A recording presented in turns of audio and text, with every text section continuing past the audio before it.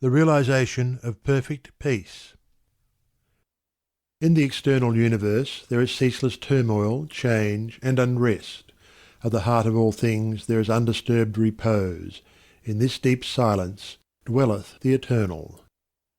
Man partakes of this duality, and both the surface change and disquietude, and the deep-seated eternal abode of peace are contained within him. As there are silent depths in the ocean which the fiercest storm cannot reach, so there are silent holy depths in the heart of man which the storms of sin and sorrow can never disturb. To reach this silence and to live consciously in it is peace. Discord is rife in the outward world, but unbroken harmony holds sway at the heart of the universe. The human soul, torn by discordant passion and grief, reaches blindly toward the harmony of the sinless state, and to reach this state and to live consciously in it is peace. Hatred severs human lives, fosters persecution, and hurls nations into ruthless war, yet men, though they do not understand why, retain some measure of faith in the overshadowing of a perfect love, and to reach this love and to live consciously in it is peace. And this inward peace, this silence, this harmony, this love is the kingdom of heaven, which is so difficult to reach because few are willing to give up themselves and to become as little children. Heaven's gate is very narrow and minute. It cannot be perceived by foolish men blinded by vain illusions of the world. E'en the clear-sighted who discern the way and seek to enter find the portal barred and hard to be unlocked. Its massive bolts are pride and passion, avarice and lust. Men cry, "Peace, peace," where there is no peace, but on the contrary discord, disquietude and strife. Apart from that wisdom which is inseparable from self-renunciation, there can be no real and abiding peace. The peace which results from social comfort, passing gratification, or worldly victory is transitory in its nature and is burned up in the heat of fiery trial. Only the peace of heaven endures through all trial, and only the selfless heart can know the peace of heaven. Holiness alone is undying peace. Self-control leads to it, and the ever-increasing light of wisdom guides the pilgrim on his way. It is partaken of in a measure as soon as the path of virtue is entered upon, but it is only realized in its fullness when self disappears in the consummation of a stainless life. This is peace, to conquer love of self and lust of life, to tear deep-rooted passion from the heart, to still the inward strife.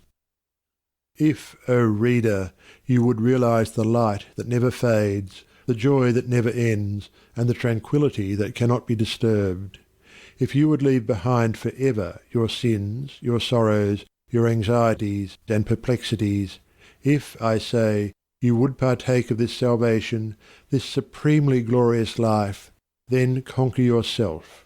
Bring every thought, every impulse, every desire into perfect obedience to the divine power resident within you.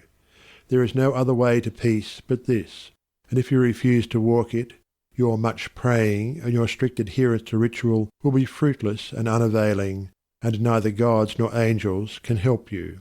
Only to him that overcometh is given the white stone of the regenerate life, on which is written the new and ineffable name. Come away, for a while, from external things, from the pleasures of the senses, from the arguments of the intellect, from the noise and the excitements of the world, and withdraw yourself into the inmost chamber of your heart, and there, free from the sacrilegious intrusions of all selfish desires, you will find a deep silence, a holy calm, a blissful repose, and if you will rest a while in that holy place, and will meditate there, the faultless eye of truth will open within you, and you will see things as they really are. This holy place within you is your real and eternal self. It is the divine within you, and only when you identify yourself with it can you be said to be clothed and in your right mind. It is the abode of peace, the temple of wisdom, the dwelling place of immortality.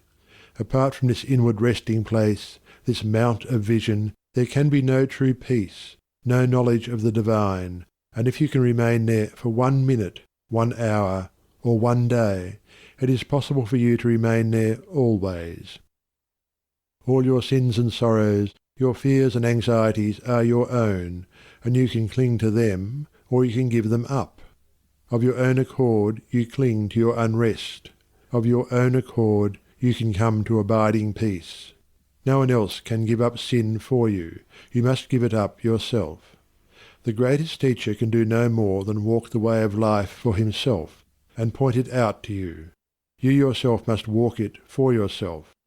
You can obtain freedom and peace alone by your own efforts, by yielding up that which binds the soul, and which is destructive of peace.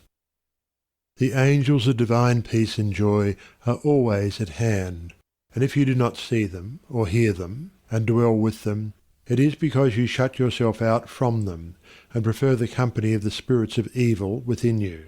You are what you will to be, what you wish to be, what you prefer to be. You can commence to purify yourself, and by so doing can arrive at peace, or you can refuse to purify yourself, and so remain with suffering. Step aside then, come out of the fret and the fever of life, away from the scorching heat of self, and enter the inward resting place where the cooling airs of peace will calm, renew, and restore you. Come out of the storms of sin and anguish. Why be troubled and tempest-tossed when the haven of the peace of God is yours? Give up all self-seeking, give up self, and lo, the peace of God is yours. Subdue the animal within you, conquer every selfish uprising, every discordant voice. Transmute the base metals of your selfish nature into the unalloyed gold of love, and you shall realize the life of perfect peace. Thus subduing, thus conquering, thus transmuting, you will, O reader, while living in the flesh, cross the dark waters of mortality and reach that shore upon which the storms of sorrow never beat, and where sin and suffering and dark uncertainty cannot come. Standing upon that shore, holy, compassionate, awakened, and self-possessed, and glad with unending gladness, you will realize that never the Spirit was born, the Spirit will cease to be never. Never was time it was not. End and beginning are dreams. Birthless and deathless and changeless remaineth the Spirit for ever. Death hath not touched it at all, dead though the house of it seems. You will then know the meaning of sin, of sorrow, of suffering, and that the end thereof is wisdom. Will know the cause and the issue of existence.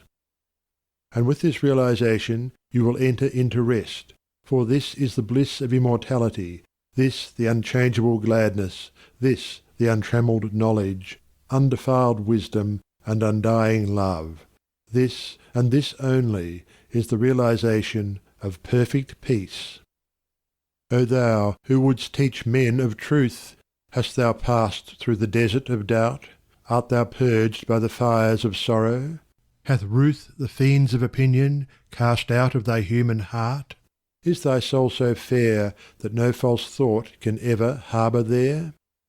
O thou who wouldst teach men of love, hast thou passed through the place of despair? Hast thou wept through the dark night of grief? Does it move, now freed from its sorrow and care, thy human heart to pitying gentleness, looking on wrong and hate and ceaseless stress? O thou who wouldst teach men of peace, hast thou crossed the wide ocean of strife? Hast thou found, on the shores of the silence, release from all the wild unrest of life? From thy human heart hath all striving gone, leaving but truth, and love, and peace alone?